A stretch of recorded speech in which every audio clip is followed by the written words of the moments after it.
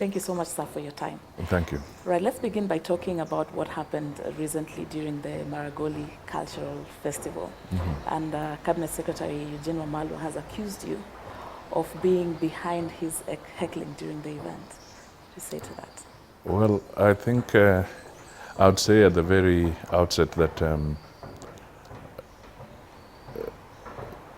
Honorable Eugene Wamalwa is being dishonest when he makes an accusation that I was behind his heckling. It's really unfortunate because Eugene Wamalwa made a surprise entry at the cultural festival. In fact, it was coming close to the end because I was speaking, I was on the podium, and then he drove in with his convoy. And I was speaking so that I can invite our guest of honor, who was the Secretary General Francis Atwoli of Kotu, to come and make his remarks, and that would have been the end of the event. So when he came in, he went and sat. And then all of a sudden, when the crowd realized who it was, they started saying, nope, Eugene must leave before the function proceeds any further. I tried very hard, and so did Atwoli, and so did other people, to calm the thousands of people who were there. And they rejected our attempt. And they expressed their anger and said, Eugene must leave because we do not subscribe to the political position he has taken, and they regard him as somebody who has completely alienated himself from the realities on the ground and what the people in Western Kenya and in most parts of the country feel about the Jubilee regime. So it's really the peak of dishonesty when he says that I had organized such a thing.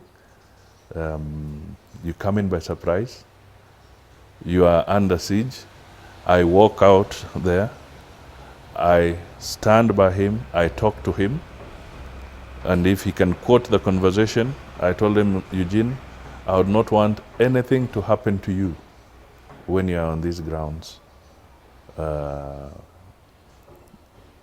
My brother, my advice is that let me walk you to the car. And those are the words I used. Let me walk you to the car so that you are safe and there's no incident. And that is exactly what happened. So it was after he was now leaving that we had gunshots. But nevertheless, the fact of the matter is that Eugene was not injured in that area.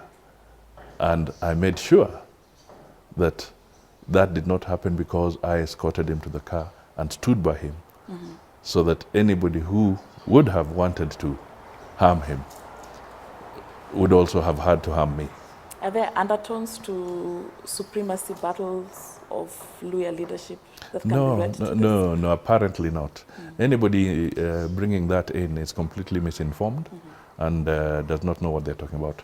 This was not anything to do with Luya supremacy battles whatsoever. And by the way, let me just go back in history because I think it's important that people take this in perspective. In 2002, I supported Uhuru. Right.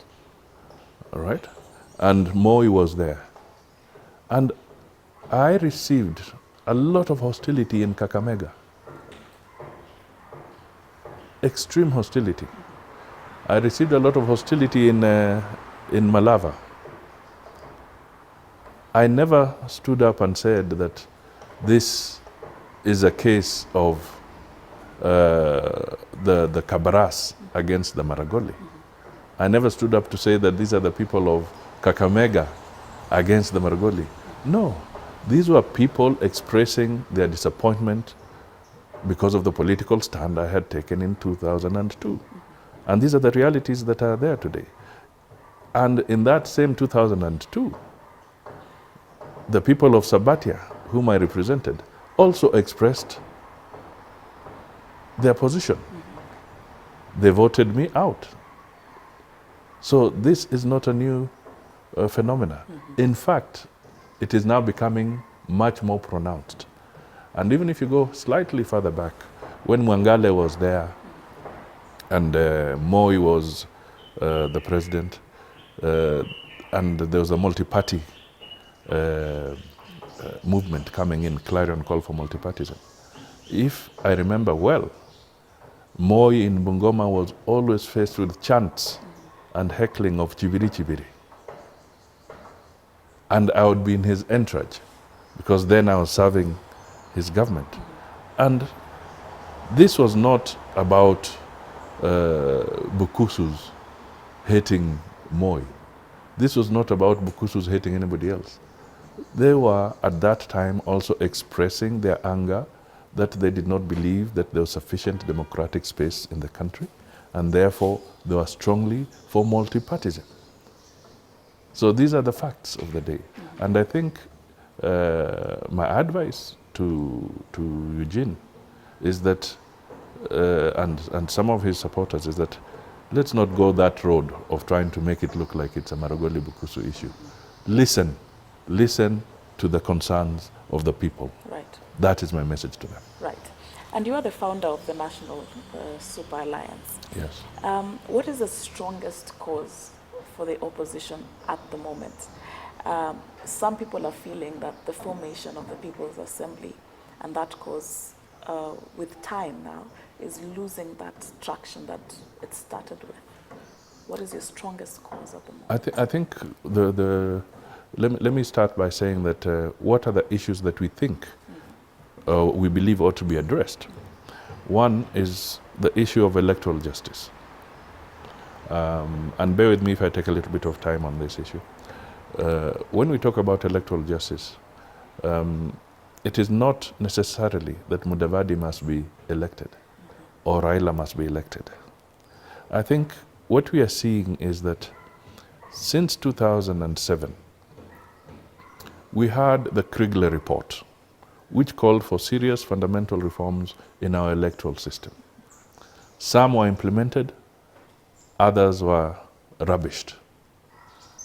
And going forward, we have seen that there is now a total disregard for some of the serious recommendations that were made by that. And hence, the crisis that we face today with an IEBC that is completely disregarded as a body with credibility. Now, if that has happened, we then ask ourselves, going into the future, will that Samburu boy from Mararal or the boy from Kwale, Lunga Lunga, or the girl that will come from Kisumu and they want to seek the presidency of this country, will they have a fair chance? That's the fundamental question. And this is clearly now shown when you see that 70% of the people did not come out to vote on the 26th of October.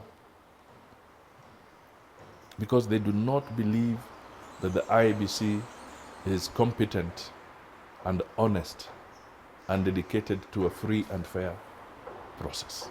They're being manipulated. Now, for how long is this going to happen? And then we've had a history where we are having people killing each other at each election cycle. We must do something to get rid of this. So when we talk of electoral justice, we are looking for fairness for posterity. That is that is where the strength of democracy lies. A fair process. That is one fundamental issue. The second issue, so Raila may symbolize it. We may symbolize it as NASA, the quest for electoral justice. But it does not mean that it must be us. So many years down the road, there'll be other people. But surely, let them not face the kind of things that we are seeing. So we want to have dialogue where collectively, as Kenyans, we can move forward. Then there is the second issue, police brutality.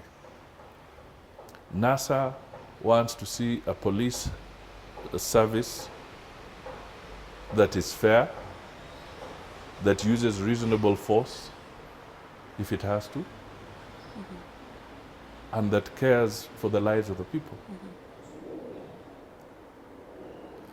In our estimation, since the electoral process started in earnest from about August coming forward, our estimate is that almost 200 people have died.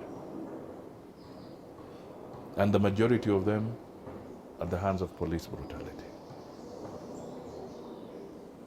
We are saying this should stop. The reforms that were initiated after the 2007-2008 post-election violence, and at that time, more than 400 people died out of police brutality. The statistics are there. About 1,200 people died. But the largest block of those deaths can be traced to police brutality. So what we are saying is that something has gone wrong with the police service. The reforms that were being initiated, something has gone wrong. And now they cannot run away from this, because even some of their donors have come out now to say, we can no longer partner with you because we do not now recognize what you're doing. It's not within the international parameters of a good police service. There must be some reflection on this, and this requires dialogue. And some of the people who are sitting in positions of authority within the police service need to be brought to the table for them to explain themselves. We can't have people always hiding behind the scene and people are dying.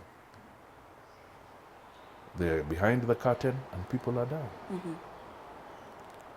And what would be your approach to seeing these reforms happen? Because one would say there exists a framework for this electoral reforms, police service, reforms at the police service. We have great documents and frameworks for this kind of reforms. Is it purely a question of political will, or what would be your approach to see this ideal? I'll come to that. Okay. You see, we've talked of that. We have seen now a further threat to the judicial independence. We are seeing constant hacking at devolution, you know, and if you hack several times at a tree, you can eventually fell that tree.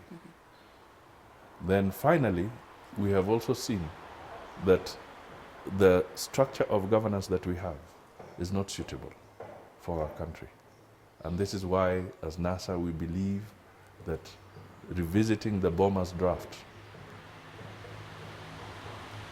is going to be the way forward, so that we can create more accountability, we can have government being more accountable through a parliamentary process, and not this system around committees, where committees are being literally overrun by the executive. Okay? So what do we want to do? We have been saying that let us sit and talk as Kenyans. We are all stakeholders. We all want to have a robust economy. We want to see people employed and so forth. But for as long as these issues keep lingering on, then we'll have a problem. So we are saying, let there be serious, genuine, and open national dialogue. Right. Yeah. And you've admitted yourself that you have been approached by both politicians in NASA and in Jubilee to ditch NASA and then join Jubilee. Is this something you would consider to do? No, it's not on the cards, it's not on the table. I'll not even consider that. I am the founder member of NASA. And NASA is a household name. And the values that NASA stands for are the values that I believe in. Therefore, if there are any issues, we shall sort them out within NASA. But at the same time, let me make it very clear that the Jubilee side, any overtures we shall not buy into. Because the fundamental changes and the issues that I've addressed here as pointing out as areas of vital concern are concerns that transcend simple political arrangements. These are issues that are supposed to be deep-rooted. They're supposed to help my children and to help my children's children. That is what I'm looking for. And you're the only NASA principal whose name was not on the ballot. So what's the plan ahead? I think what is important now is let's sort out the crisis. And the crisis is the issues that are there. My political ambitions remain. I've never denied that I'd be interested in serving this country as president if the people of Kenya wanted me to do so. All right? And that can only be actualized through a free, fair, and transparent electoral process. But for now, the focus is the 5 pillars, if I may call them, pillars of concern. I think any right-thinking Kenyan should not run away from the fact that we need to address them. And we are saying that there's a window of addressing these issues by people not burying their heads in the sand. And I would strongly advise that those who told Uhuru to make a statement that he has now gotten his position and anybody who wants to discuss anything should now talk to Ruto. That was a very, very unfortunate and reckless statement. It's like somebody it's like he's telling us that all I wanted was to be re-elected. I wanted my second term. Now that I've got it, whether through orthodox or unorthodox method, now that I've got it, I don't care. You talk to the other person.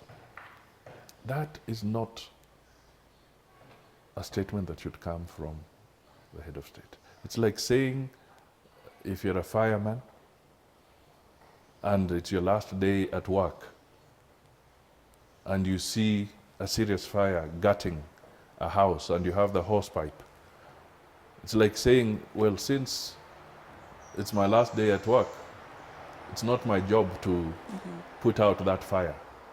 I'm no longer responsible. I don't know whether that is responsibility or irresponsibility. And speaking of putting out fires, this election year and election period has been very divisive in the country. We are living at a time where the country is very divided, almost right down the middle.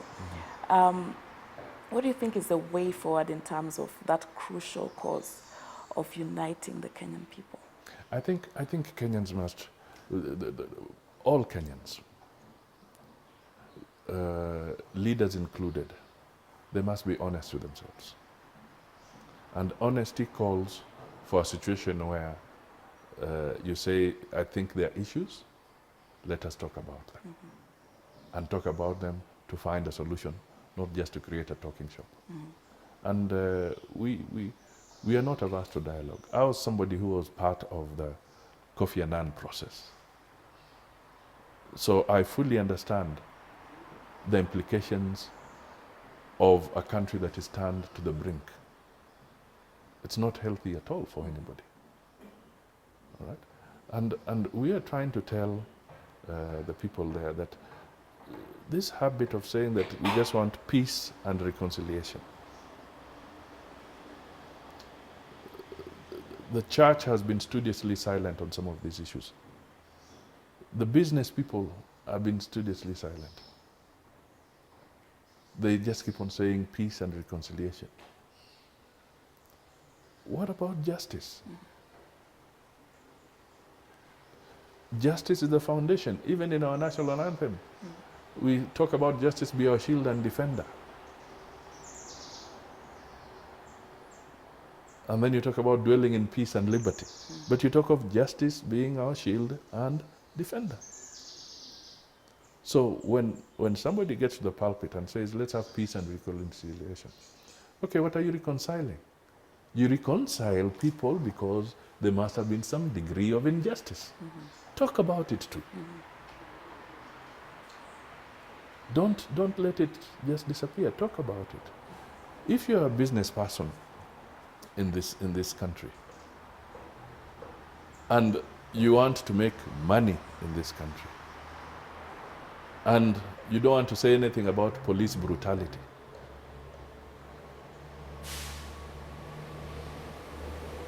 you don't want to say anything about a judiciary that has been intimidated. If you are doing business, you will always have to have the partnership of the judiciary because there are always transactions and incidents that need to be sorted out. So if you're a big businessman sitting in a big organization under the umbrella of KEPSA and you see the judiciary is being ruined, and tomorrow you want to seek justice because a transaction has gone wrong. So what are you doing? Speak to it. Don't just tell us we want peace and whatever. The economy is growing at 5% or it should be growing at this. Yes, it should be. Even growing higher. But do you believe that the judiciary is going to give you a fair chance even as a businessman? We have had issues of land. Land has been a crisis in this country. If the judiciary is going to be interfered with again, all these land issues, the small landholder somewhere else, and we now again going back to a scenario where the person with the biggest wallet is the one that gets justice, and the one who is wrong, who is poor, will get injustice. So these are fundamental issues, and I think anybody all the time keeping on saying that these things don't matter is misleading the country. So we want people to open their eyes and say, let us address these issues collectively, seriously, and genuinely. And coming back to the opposition politics, is there friction within the NASA House? We saw the wrangles that came after the House committee positions, and some ANC politicians have accused ODM of often going against agreements. Are there friction? Is there friction within the House? Naturally, in an organization like NASA, you will have some competition. We have parliamentarians who have been elected. Some want to serve on different committees. Some believe they can serve in various capacities as chairmen or chair ladies. And they are jostling for these positions. The ideal situation is that we have a coalition agreement, which is a legal document and it was registered. So the feeling, and on this one, let me say it's a genuine feeling, is that the coalition should have done much more to try and embrace the principles within the coalition. But this is an issue that we will resolve internally. Yeah. All right, so the unity, you're convinced that the unity within the House will hold? Yes, the challenges that we have are bigger than the issues that may be raised at this point in time. And I can tell you that the unity of NASA is absolutely essential if the rights of the Kenyan people, as we are talking about, are going to be defended. If anybody succeeds in splitting NASA, then to address these issues will take much, much longer than it should if we are united. So my message to the NASA supporters is that in spite of the internal challenges that we may have, we must do everything to remain a united organization, coalition. Right. Yeah. And you have been described as a calm and a calculated politician. Some even throw in the word gentleman, which are all great traits. But some also argue that it's because of this stance of calmness and that has seen you stabbed in the back in the past in your political history. What is your own assessment of this approach to politics? Is this the stance we will be seeing even in 2022? Well, I'm a politician, and nobody ever said that there are no intrigues in politics. There are always intrigues in politics. But I'm not about to become a thug in politics. Okay? I will remain Musalia. I will remain somebody who pursues issues logically. And I don't believe that we should create an environment where politics is that kind of politics. Politics has become a situation where people kill each other.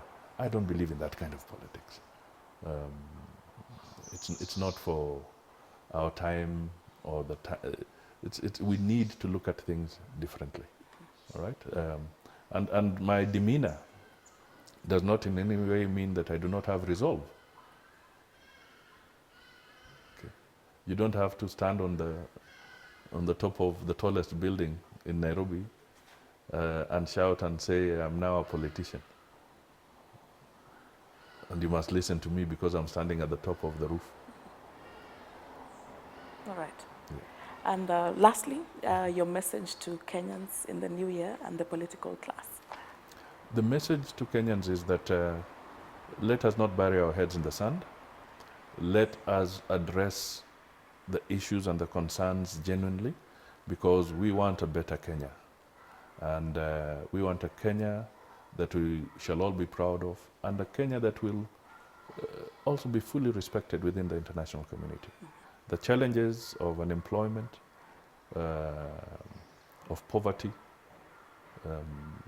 and the consequential aspects of it are real and serious to our country.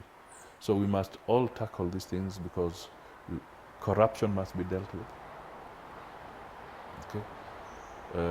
We must see justice. We must see systems that are working, institutions that are working, and that are independent. And that can only be achieved if we speak honestly, we speak forcefully and candidly on these issues. And we should not have people who, because they are maybe close to the powers that be and are gaining privileges either for their businesses or for whatever, to cheat us that all is well. All is not well. Right. Yeah. Thank you very much, sir. Yeah. Thank you for your time. Thank you. But I wish them a prosperous 2018. Thank you. Thank you.